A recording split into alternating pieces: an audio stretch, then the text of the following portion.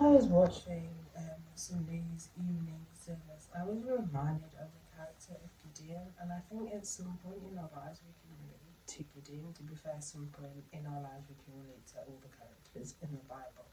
But Gideon was very insecure. He was somebody who always needed that extra like confirmation.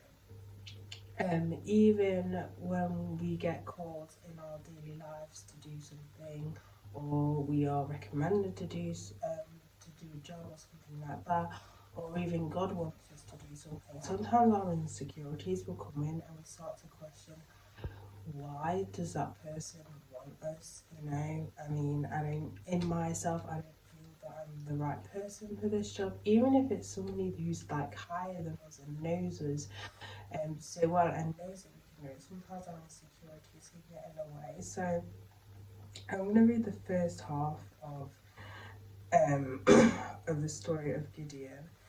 So I'm going to read from Judges chapter 6. So the Israelites did evil in the eyes of the Lord, and for 7 years he gave them into the hands of Midianites. Because the power of Midian was so oppressive, the Israelites prepared shelters for themselves in the mountain clefts, caves, and strongholds.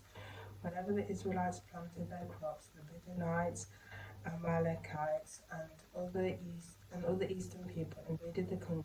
They camped on the land and ruined the crops all the way to Gaza, and did not spare a living thing for Israel, neither sheep nor cattle nor donkeys.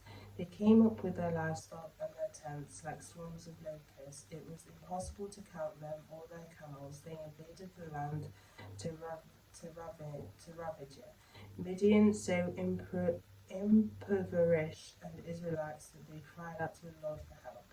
When the Israelites cried out to the Lord because of Midian, he sent them a prophet who said, "This is what the Lord, the God of Israel, said. I brought you up out of Egypt, out of the land of slavery. I rescued you from the hand of the Egyptians, and I delivered you from the hand of all your oppressors. I drove them out before you and gave you their land. I said to you, I am the Lord your God. Do not worship the gods of the Amorites in whose land you live, but you have not listened to me."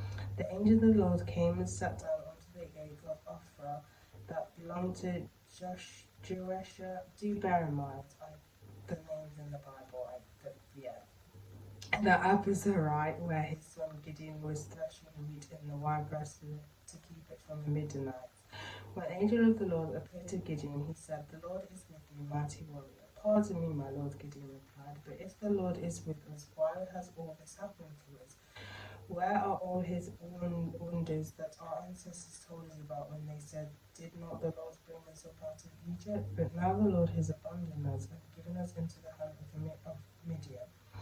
The Lord turned to him and said, "Go in the strength you have and save Israel out of Midian's hand, and that am I not sending you?" "Pardon me, my lord," Gideon replied, "but how can I save Israel? My clan is weakest in Manasseh, and I am the least in my family." The Lord answered, "I will be with you, and you will strike down the Midianites, leaving none alive." Gideon replied, "If now I have found favor in your eyes, give me a sign that it's really you talking to me. Please do not go away until I come back and bring my offering and set it before you." And the Lord said, "I will wait until you return." Gideon went inside, prepared a young goat, and from an ephah of flour he made bread without yeast, putting the meat in a basket and its broth in a pot, and he brought them out and offered them to him under the oak. The angel of God said to him, "Take the meat and the unleavened bread, place them on this rock, and pour out the broth." And Gideon did so. Then the angel of the Lord touched the meat and the unleavened bread with the tip of the staff that was in his hand. Fire flared from the rock, consuming the meat and the bread, and the angel of the Lord disappeared. When Gideon realized that it was the angel of the Lord, he exclaimed, "Alas, sovereign Lord, I have seen the angel of the Lord face to face." But the Lord, I said to him, "Peace, do not be afraid, you are not going to die." So Gideon built an altar to the Lord there and called it "The Lord is Peace." To this day it stands in Ophrah of Abizarites. So sometimes we forget that even our strength is never going to be enough. Even if we don't have insecurity issues, our strength is never going to be enough. like God helps us with everything. Some people seem to think that God only helps us when He's called us to do something. But even in our daily life, God helps us. Like God helps us at work. He helps us deal with difficult situations at work, difficult situations in life, just life in general. God is there and He helps us because He knows that this life is hard. It's not the paradise that He had for us. It's not the paradise He had for us. He, that all went, tits up when that's the right word to use, but it all went completely wrong when Adam and Eve ate the apple and said yes to Satan, and that's when the world just turned upside down. So He knows that it's hard. So He knows that in our strength, that with our own strength it's not enough, but but He makes us strong with our weakest, when we are weakest, because He uses His strength to help us, Just remember, I feel that I feel the Sunday services anyway. I felt that God was kind of doing His thing where He's preaching at me. And I feel that this as well. So even doing this video, I feel that I'm ministering to myself as well. But just remember that you may feel inadequate, you may feel that you can't do a task, but look on to Jesus, look on to Him, and He will help us. He will help us because He knows that it's not by our strength alone. We can't do this by our strength alone. It is His help. It is His help. Why, His help that helps us do many different things to get through life, to get through life's challenges, that it's Him. And just,